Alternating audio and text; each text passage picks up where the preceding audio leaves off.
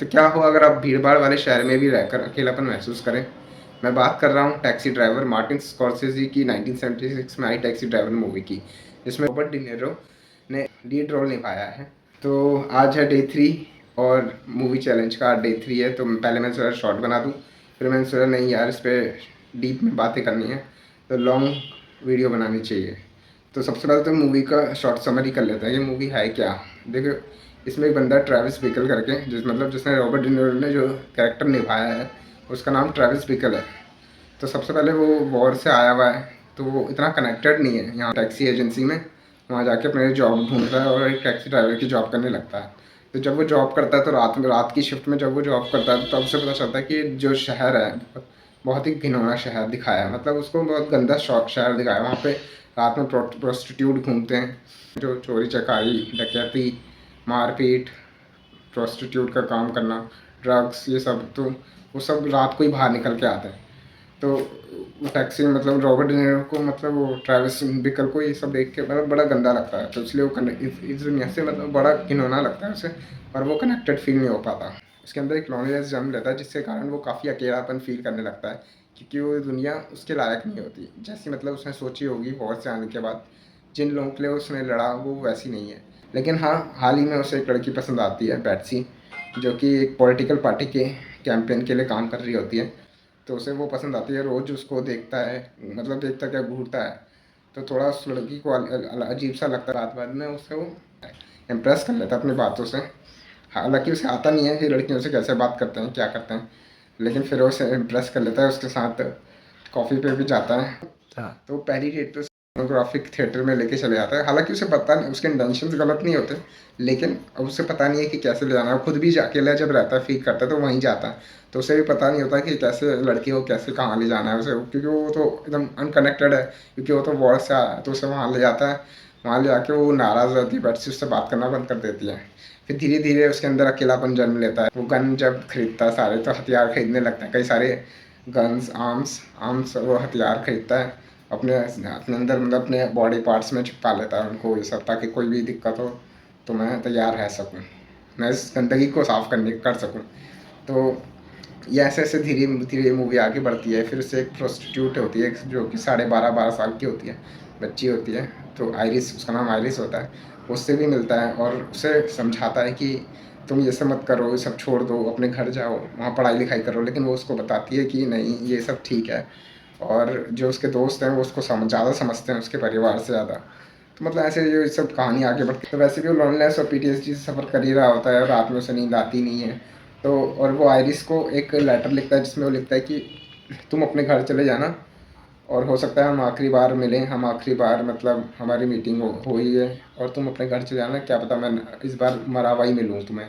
क्योंकि उसने फ़ैसला कर लिया होता है, जो जिससे वो जिस लड़की को पसंद करता था ना, जो उसकी क्रश थी बैट्सी, जो जिस लीडर की कैंपेन कर रही थी वो, उस लीडर को, सेनेटर को गोली से उड़ाने वाला होता है, मतलब शूट करने वाला होता है। उसने ये प्लान बना लिया होता है, क्योंकि उसने ये प्लान बना लिया होता है। हालांकि वो असफल हो जाता है, मतलब वो मार नहीं पाता, उस काम में विफल हो जाता है। फिर वो वापस आता है, फिर वो आइरिस के पास पहुंचता है, और आइरिस का जो दोस्त है उससे कहता है आइरिस कहाँ है, वो कहता है यहाँ कोई आइरिस नहीं है, तो उसको शूट गोली मार देता है पेट में।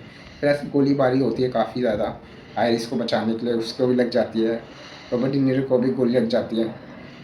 तो फिर उसमें एक सीन आता है लास्ट में, जब उसको सबको मार देता है, मतलब उसके कस्टमर, जो आइरिस के कस्टमर होता है उसको भी, जो रूम का लैंडलॉर्ड होता है उसको ही मार देता है, और आइरिस का जो दोस्त होता है उसको ही मार देता है। आइरिस बचती है, और रॉबर्ट डी नीरो, ट्रैविस बचता है, उसके ट्रैविस के कंधे पे और गर्दन पे गोली लग चुकी होती है। वो सोफे पे बैठा होता है आराम से, पुलिस ने उसे घेर लिया होता है और उसे हाथ ऊपर करने के लिए कहती है, लेकिन वो गन छोड़ देता है और आराम से बैठता है, अपने सर पे ऐसे ठक लगाता है और सो जाता है, आंखें बंद कर देता है। फिर उसके बाद हमें कट करके दिखाया जाता है कि जो उसके माँ बाप हैं, उसके माँ बाप ने लेटर लिख रखे होते हैं, आयरिस के माँ बाप ने उसको, ट्रैविस को, कि आयरिस हमारे पास पहुंच गई है घर, तुम एक हीरो हो, तुमने उससे बचा लिया, गंदगी से तुमसे निकाल कर आई, सब सब सब हम वहाँ आ नहीं सकते तुम्हारे पास। एकदम नॉर्मल हो जाता है जैसे वो पहले था, उसका हेयर स्टाइल भी एकदम पहले जैसा होता है। और बैट्सी उसकी गाड़ी में आके बैठती है और उससे कहती है कि तुम अच्छे इंसान हो, तुमने जो काम किया आइरिस के लिए वो अच्छा लगा। मतलब ये आइरिस वाला नहीं कहती, उसको कहती है कि मैंने न्यूज़पेपर में तुम्हारे बारे में पढ़ा, लोग तुम्हें हीरो कह रहे हैं, तो कहता है नहीं ऐसा कुछ भी नहीं है। लोग मतलब उसको हीरो मानने लगते हैं। तो इसके 2 रीज़न हो सकते हैं, एंडिंग ओपन एंडिंग छोड़ दी, या तो हो सकता है वो उस टाइम मर गया हो और जो भी इसने उसके बाद सोचा हो, वो उसने अपने आखिरी पलों में आखिरी सांस भरते वक्त ये सब सोचा हो कि लोग मुझे मुझे अच्छा मान रहे हैं, लोग मुझे मतलब हीरो मान रहे हैं। लेकिन चलो जो भी हो, वो आखिरी एंडिंग हम बाद में एक्सप्लेन करेंगे। तो चलिए कि अकेलापन खतरनाक है भाई, क्योंकि लोनलेस के कारण ही वो इस लेवल तक उतर आया, इस लेवल तक पागलपन हो गया कि उसने सेनेटर को मारने की कोशिश करी गोली से। और वो सीन, जब यू टॉकिंग टू मी ये वाला जो सीन है, उसी से पता चल जाता है कि वो किस लेवल पे आके पहुंच चुका होता है। वो सिर्फ लोनलेस के कारण। अगर उसके पास कोई होता जिससे वो बात कर पाता, जिससे वो अपनी बातें शेयर कर पाता, तो ये बात इतनी आगे नहीं बढ़ती। दूसरी जो चीज़ में समझ में आई, ग्रे लाइन। इस दुनिया में अच्छा और बुरा के साथ साथ एक ग्रे लाइन भी, ग्रे इंसान भी होते हैं, जो ना कि अच्छे होते हैं ना कि बुरे होते हैं। और वहीं हमारा रॉबर्ट डी नीरो यानी ट्रेविस लाइक आता है ग्रे लाइन में, कि मतलब वो दुनिया को अच्छा तो बनाना चाहता है, पर किस किस तरह से, मतलब जो उसका काम है क्या वो सही है, जो उसका तरीका है वो सही है, वो सही नहीं है। इसलिए वो ग्रे लाइन में आता है। तीसरी चीज़ जो मुझे पता चली कि उसके पास कोई गोल ही नहीं था। जब भी उससे कोई बात करो, उसके पास कोई पर्पस नहीं था, उसके पास कोई गोल नहीं था। तो जब आपके पास कोई गोल नहीं हो, आपके पास कोई पर्पस नहीं हो, तो आप हमेशा ऐसे ही भटकते रहते हो। आपको कुछ चाहिए होता है। तो इसीलिए उसके पास कोई गोल ना होने के कारण लोनलीनेस और कि उन्होंने उससे और ज़्यादा जकड़ लिया। तो जब उसके पास कोई गोल नहीं था तो वो और ज़्यादा भटक गया। तो इसीलिए एक गोल होना बहुत ज़रूरी है। जो चौथी चीज़ मैंने समझी, सोसाइटल हिपोक्रेसी। सोसाइटल हिपोक्रेसी मतलब कि लोगों ने पहले तो उसे समझा नहीं, पहले उसे जाना नहीं, पहले उसे लोग ऐसी कि मतलब क्रिंज समझते थे, मतलब उसे कुछ भाव भी नहीं देते थे। लेकिन जब उसने आयरिस की जान बचाई, आयरिस को वहाँ भेजा, लोग उसको हीरो मानने लगे, बिना ये देखे कि उसका तरीका गलत है। उसने इतने लोगों की जान ले ली, उससे लोग हीरो मानने लगे। तो आज भी ये, आज के टाइम पे भी ये सब होता है कि लोग अंदर की बात नहीं देखते, एकदम डीप एनालाइज नहीं करते, ऊपर ऊपर जो उनको सही लगता है वो उसे हीरो मान लेते हैं। तो ये ये जो चौथी चीज़ मुझे ये समझ में आई। पांचवी चीज़, नेगलेक्ट मेंटल हेल्थ। मैं मतलब अपनी जो मेंटल हेल्थ को नेगलेक्ट करना भी एक बड़ा खतरनाक है, क्योंकि उसने अपनी मेंटल हेल्थ को समझा नहीं, इसलिए वो इस लेवल तक पहुंच गया था। अगर वो मेंटल हेल्थ को समझता, उसे एक बीमारी समझता, तो वो उस लेवल तक नहीं पहुंच पाता।